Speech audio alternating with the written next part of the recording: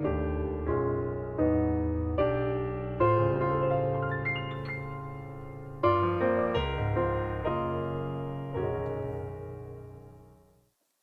right. I think this one is from July 8th and 9th because I think I forgot the day, but then I didn't go to bed at 3 o'clock in the morning or something of that nature. And it says, intense day, period. Doing the show today, I had a bit more stage fright than normal. After hearing the playback, I was surprisingly happy.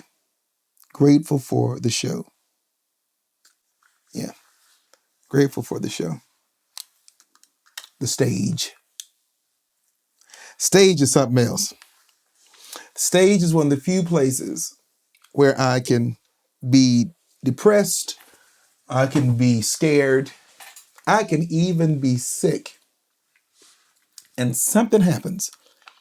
I don't know if it's the audience. I don't know if it's the lights. I don't know if it's the sheer fact that I am on stage and people are looking at me, and it's the purest form of being just a ham that makes me feel great. It could be narcissism at its height. I don't know.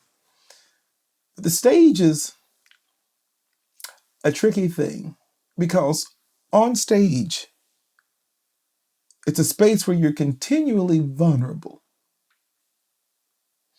The first stage that I remember was not in front of a bar crowd or a theater. It was the church. When you ask me about performing, even today, it's all in relation to what would make a good church service. Because if you can do a good job on stage there, you can move anyone anywhere. I remember there was a song called How Do You Spell Relief? Jesus. J is for joy, E is everlasting, S is for salvation, and US is for us. How do you spell relief? And it was one of the first songs I could play for our little children's choir. I had to be about 4 or 5, maybe, playing by ear. I started playing the piano all on the black keys. But the stage that I had, oh, it was fantastic. And it taught me so much about what moves an audience and what moves you. One thing I learned about the stage is that you can't fake it. An audience can tell when you're just dialing it in. Even today, when I'm a bit uncomfortable or if I'm not really all where I needed to be on stage and there are friends in the audience, all of a sudden I'll have a gin and tonic just randomly brought to the stage by a friend who says, okay, Aaron, loosen up. You're almost here with us. But believe it or not, stage is frightening. Oh, it's scary. I'll let you in on a little secret. Before every show that I've done, in the time that I had been performing, about 3 to 4 hours before showtime, I have to fight back the instinct that I have, the hint, the yearning that I want to do of calling the presenter, calling the club, and telling them that unfortunately I'm not feeling well and I will not be able to perform tonight. Every show I do, I am scared to death about 3 to 4 hours ahead of time. After I go through this fit, I go to the bathroom, I take a huge shit, and then I'm fine. It's like I've just got rid of all of the foolishness out of my system, and I'm ready to rock and roll. About an hour before the show, I'm anxious for a different reason because to this day, I don't know why people come out to hear me.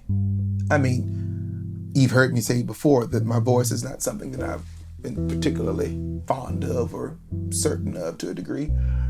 And my piano playing, I'm an old fogey there. I'm no Chick Corea, for heaven's sake, and hell, I'm barely Aaron Myers when it comes to playing the piano. So I'm always surprised that no one's going to show up. A good friend, Dorit, Oren Levine's wife, always has a way of being able to ask me before a show, how are you doing? And she insists that not the show Aaron is present with her, but that the real Aaron is present with her. But about 5 minutes before showtime, I'm anxious for a different reason. I'm ready to get this thing started. Oh, at this point, screw the extra 5. Let's get started. Let's go ahead and get this show on the road. I'm rearing, ready to rock and roll and knock things out. It's kind of funny. I think back to a particular moment in my life when I was in Hollywood, and again, I was on stage doing comedy, and they called my name, and I went up on stage. And when you're doing comedy, you have your jokes that you have laid out, and you memorize your jokes. Now, mind you, I'd been in theater, so I memorized my jokes. I had everything timed out, I felt. I didn't account for laughter or anything of that nature, and I just zipped through them, whatever. And at the Comedy Store at this time, you would go up for 3 minutes. If you could do 3 minutes and then you did well enough, you come back, and then you might get past, you can do 5 minutes and so on and so forth. And so I was on stage and I did my first minute and a half, and then I realized that I had used all of my material. And off the cuff, I said, this is the longest 3 minutes of my life. And the audience roared, and including the host. And I said, you all have to realize I'm from Texas. This is not I'm a theater person, but I've never done comedy. I said, and moving to LA is so crazy. I got mugged the other day, and not many people can say they've gotten mugged by a woman, and this is a joke I had been thinking about, but I wanted to tell it in my own way, and I said that people always talk about what they're going to do if they ever get mugged.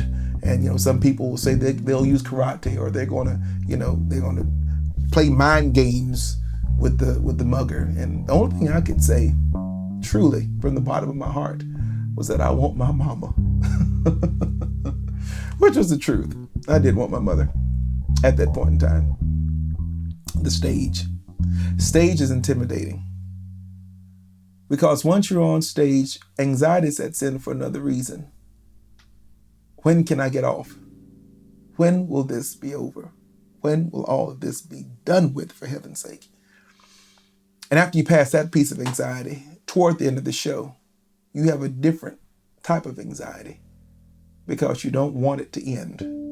You always think, well, I could do an encore, I could do 4 or 5 other songs, because you just don't want this euphoria to end, because on stage, for some reason, is where it all makes sense. In my opinion, real life is not real.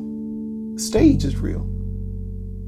That's the only point in time where in my existence, how I am, where I'm tolerated, where there's room literally made for me, where I'm comical, where I may be somewhat witty, where I'm able to emote with music, and people will listen. And I don't have to pay them like I do a therapist. They pay to get in to hear me. And then at the end of the show, everybody leaves. I go home. I always joke, they pick you up when you're on tour in a Mercedes, but when they take you back to the hotel, you're in a Pinto. Yeah, it's over. And then you go home. And you want to tell somebody so badly about the show you just had, but usually it never ceases to fail. Everyone's busy or asleep, and you're forced to deal with this energy. And then you create whatever stage you can create at home.